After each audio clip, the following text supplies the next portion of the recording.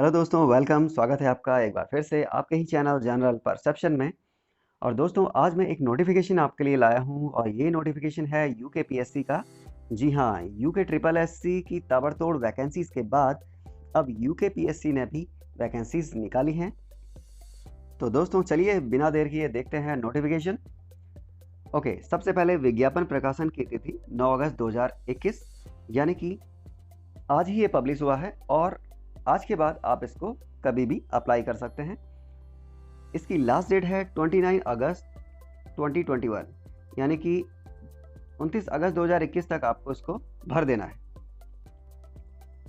इसके बाद दोस्तों, यहाँ पर कुछ महत्वपूर्ण निर्देश दिए हुए हैं जहाँ पर कुछ आरक्षण के बारे में बात कही गई है, यानी कि जो भी आरक्षण से रिलेटेड आपके पास डॉक्यूमेंट हैं वो एडवर्टीजमेंट, यानी कि जो ये वैकेंसीज निकली हैं इसकी जो लास्ट डेट तक वो आपके पास होने चाहिए। ठीक है। सेकंड पॉइंट है आवेदन पत्र से रिलेटेड है, यानी कि जो शैक्षिक अर्हताएँ हैं, जो अधिमानी अर्हताएँ हैं, वो कम्प्लीटली पूरी होनी चाहिए तभी आप इसको अप्लाई करें। ठीक है। थर्ड में ये लिखा है कि आप भली भांति इसको पढ़ लें, जो पूरा फॉर्म है, जो ये इंस्ट्रक्शंस जो मैं आपको दिखा रहा हूँ, इसको आप एक बार भली भांति पढ़ लें। ठीक है। फिर चौथे पॉइंट में ये लिखा है कि फर्जी प्रमाण पत्र यानी फेक काम आप नहीं करेंगे। ठीक है।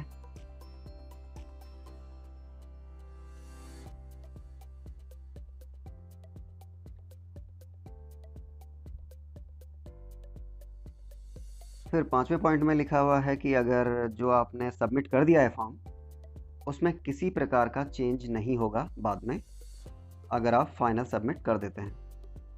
ओके। ऑनलाइन मोड के बारे में बात की गई है।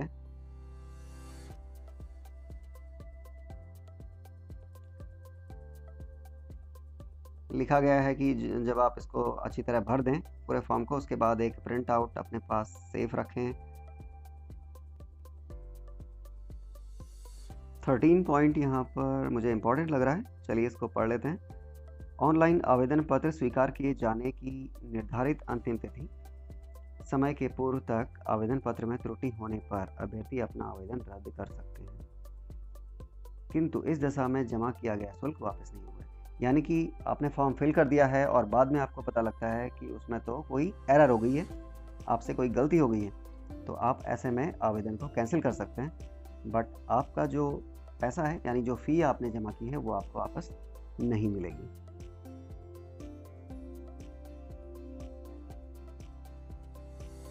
ये फॉर्म टोटली ऑनलाइन भरे जाएंगे।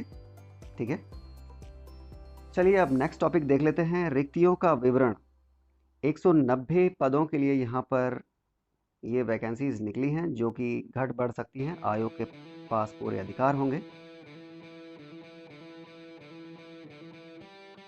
तो दोस्तों चलिए देखते हैं। विभाग राजस्व विभाग, पद नाम नायब तहसीलदार।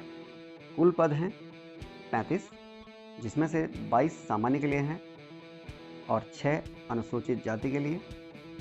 अनुसूचित जनजाति के लिए यहाँ पर कोई पद नहीं है। अन्य पिछड़ा वर्ग यानी कि ओबीसी के लिए 4 पद हैं और आर्थिक रूप से जो कमज़ोर हैं उनके लिए 3। ठीक है। इसी तरह से यहाँ पर क्षैतिज श्रेणीवार पदों का विवरण भी आप साइड पे देख सकते हैं यहाँ पर। ठीक है। चलिए दूसरा विभाग है गृह विभाग। पद का नाम है उप कारापाल यानी डेप्यूटी जेलर। टोटल 27 पद हैं। ओके। खाद्य आपूर्ति एवं उपभोक्ता विभाग। पद का नाम पूर्ति निरीक्षक, सप्लाई इंस्पेक्टर। टोटल 28 पोस्ट यहाँ पर हैं। ठीक है। इसमें ऑलमोस्ट सभी जो यहाँ पर श्रेणियाँ हैं इनमें वैकेंसीज हैं, आप देख सकते हैं। जनरल के लिए 3 और SC ST एंड OBC के लिए 12, 3, 9। ओके दोस्तों, तो ये आप पूरी PDF डिस्क्रिप्शन से डाउनलोड कर लीजिएगा और जो भी आपकी श्रेणी है या जिस भी विभाग में आप देखना चाहते हैं तो आप देख लीजिएगा। चलिए दोस्तों एक नज़र देख लेते हैं क्वालिफिकेशंस पर भी। ठीक है। पहला पद है नायब तहसीलदार। इसके लिए जो क्वालिफिकेशन है, शैक्षिक अहर्ता है, वो है स्नातक। जी हाँ, इसमें कम से कम स्नातक आप होने चाहिए, तभी आप इसे अप्लाई कर पाएंगे। और अधिमानी अहर्ता है, प्रादेशिक सेना में कम से कम 2 वर्ष की अवधि तक सेवा की हो और आपके पास राष्ट्रीय कैडेट कोर का B प्रमाण पत्र हो। तो दोस्तों यहाँ पर शैक्षिक अहर्ता आपकी कंपलसरी है। अधिमानी अहर्ता का मतलब होता है कि जब आप compete करेंगे और आपका जो कॉम्पिटिटर होगा, ओके, जो कॉम्पिटिटर कैंडिडेट होगा, अगर उसके पास अधिमानी अहर्ता भी है, आपके पास नहीं है, तो उसका सिलेक्शन पहले हो जाएगा। और अगर आपके पास अधिमानी अहर्ताएं हैं और जो कॉम्पिटिटर है उसके पास नहीं है, तो आपका सिलेक्शन हो जाएगा। ओके, नेक्स्ट पद यहाँ पर उपकारापाल 27 पद हैं। ओके, वेतनमान आप देख सकते हैं। शैक्षिक अहर्ता इसके लिए ग्रेजुएशन चाहिए। इसके साथ साथ देवनागरी लिपि में हिंदी का कार्यकारी ज्ञान भी होना चाहिए और अधिमानी अहर्ता भी इसके लिए यहाँ पर हैं, ठीक है।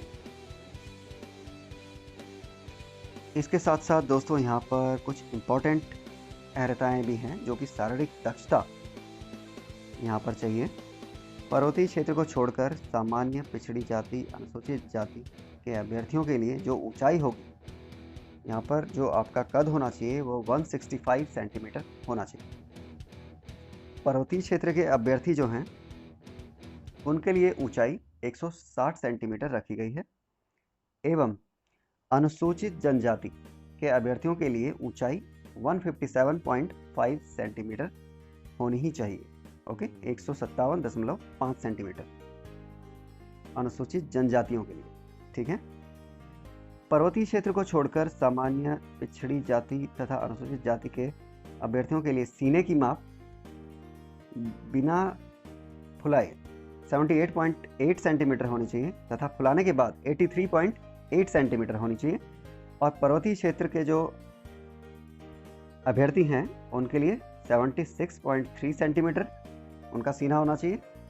फुलाने के बाद 5 सेंटीमीटर का फुलाव यानी 81.3 सेंटीमीटर उनकी चेस्ट होनी चाहिए, ठीक है। इसी तरह से यहाँ पे दृष्टि लिखा है, दृष्टि 6/6 यहाँ पर होनी चाहिए। महिलाओं के लिए शारीरिक जो अहर्ताएँ हैं, पर्वतीय क्षेत्र को छोड़कर सामान्य जाति, अनुसूचित जाति के अभ्यर्थियों के लिए 152 सेंटीमीटर यानी महिलाओं की 152 सेंटीमीटर हाइट यहाँ पर चाहिए। और अगर पर्वतीय महिलाएं हैं, अनुसूचित जनजाति की जो महिलाएं हैं, उनके लिए कम से कम 147 यानी 147 सेंटीमीटर यहाँ पर हाइट होनी चाहिए। इसके अलावा महिलाओं का वेट 45 किलोग्राम होना ही चाहिए, वो कंपलसरी है। इनकी भी दृष्टि 6/6 होनी चाहिए इस पद के लिए। ओके, चलिए आगे बढ़ते हैं।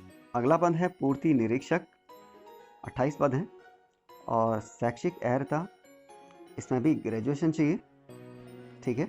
इसके साथ साथ देवनागरी लिपि में हिंदी का भी ज्ञान होना चाहिए, अच्छा ज्ञान होना चाहिए। अधिमानी अहर्ताएँ, सेना में कम से कम 2 वर्ष का अनुभव और राष्ट्रीय कैडेट कोर B और C प्रमाण पत्र या NSS का प्रमाण पत्र भी इसमें चलेगा, ठीक है। विपणन निरीक्षक 50 पद हैं। विश्वविद्यालय की स्नातक की उपाधि होनी चाहिए इसमें और देवनागरी लिपि में हिंदी का भी ज्ञान होना चाहिए, ओके, जो कि ऑलमोस्ट आई थिंक सभी को होगा। और अधिमानी अहर्ताएँ इसमें भी सेम है, जो कि ऊपर से हम देखते हुए आ रहे हैं। श्रम प्रवर्तन अधिकारी, ओके, इसमें भी ग्रेजुएशन चाहिए और अधिमानी अहर्ताएँ सेम है। आबकारी निरीक्षक 10 पद हैं और यहाँ पर अहर्ता है विश्वविद्यालय से स्नातक की उपाधि होनी चाहिए, ठीक है। आबकारी निरीक्षक के लिए कुछ शारीरिक मापदंड भी यहाँ पर हैं। ऊंचाई पुरुष अभ्यर्थी के लिए 167.6 सेंटीमीटर जनरल और ओबीसी वालों के लिए। महिलाओं के लिए जो ऊंचाई है 152 सेंटीमीटर। अनुसूचित जाति के जो अभ्यर्थी हैं उनके लिए 160 सेंटीमीटर पुरुष में और महिला में 147 सेंटीमीटर। और पर्वतीय क्षेत्र के जो अभ्यर्थी हैं यानी पुरुष वो 162.6 सेंटीमीटर के होने चाहिए और महिलाएं 147 सेंटीमीटर हाइट। इसके साथ ही छाती, सीने की माप, यहाँ पर सामान्य वर्ग के जो पुरुष हैं उनके लिए 78.8 सेंटीमीटर और फुलाने के बाद 83.8 सेंटीमीटर यानी 5 सेंटीमीटर आपका फुला होना चाहिए। अनुसूचित जातियों में 76.3 टू 81.3। ओके, और सेम है ये पर्वतीय जाति यानी कि पर्वतीय क्षेत्रों के लिए भी। महिलाओं का जो शारीरिक जो वजन है इनका 45 किलोग्राम होना अनिवार्य है। ठीक है, तो दोस्तों इसी तरह से बाकी की वैकेंसीज भी आप इसमें देख सकते हैं। डिस्क्रिप्शन में मैंने इसका जो लिंक है, पीडीएफ का लिंक है वो दिया हुआ है, तो आप डाउनलोड करके देख लीजिएगा। ओके, अब हम देख लेते हैं यहाँ पर आयु कम से कम 21 वर्ष होनी चाहिए और मैक्सिमम 42 होनी चाहिए। दोस्तों अगर आपको लगता है आपकी एज 42 से कुछ ऊपर है तो आप स्टिल यहाँ पर अप्लाई करना चाहते हैं तो आप ये अधिकतम आयु सीमा में छूट वाला सेक्शन देख लीजिएगा। ओके,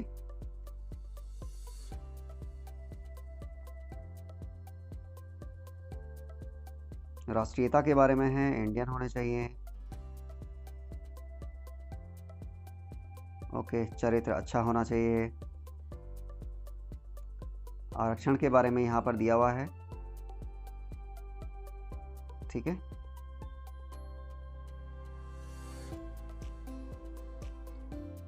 ऑनलाइन आवेदन आप कैसे अप्लाई कर सकते हैं अगर आपको नहीं पता है तो आप ये सारे स्टेप्स यहाँ पर देख सकते हैं। 14 नंबर जो पॉइंट है यहाँ पर इस बारे में लिखा हुआ है। ठीक है, और फिर भी अगर आप इसमें कुछ दिक्कत महसूस करते हैं इसको अप्लाई करने में तो आप कमेंट में लिख सकते हैं, मैं आपको अच्छी गाइडेंस इसमें दे सकता हूँ। ठीक है, तो दोस्तों यहाँ पर शुल्क भी देख लेते हैं। अनारक्षित के लिए शुल्क यहाँ पर है 176.55। आवेदन शुल्क 150, प्रोसेसिंग शुल्क 26 रुपये 55 पैसे, जो कि टोटल हो रहा है 176.55।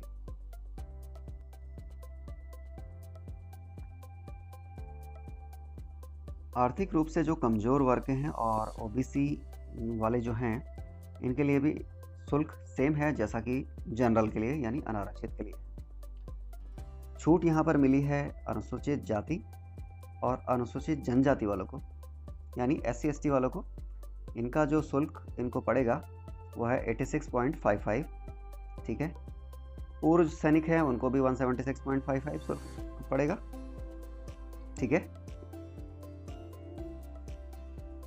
तो दोस्तों आई होप आपको वीडियो पसंद आई होगी और अगर आपको डिटेल में देखना है तो आप डिस्क्रिप्शन से इस पीडीएफ को डाउनलोड कर सकते हैं और अपने अनुसार पूरी जानकारी को देख सकते हैं।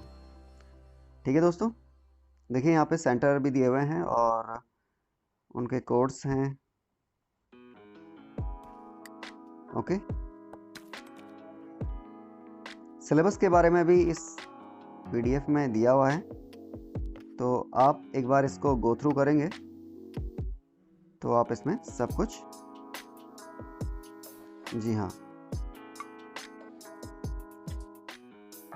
ओके दोस्तों, आशा करता हूँ आपको वीडियो पसंद आई होगी। तो मिलते हैं अपनी नेक्स्ट वीडियो में, तब तक के लिए टेक केयर, बाय बाय।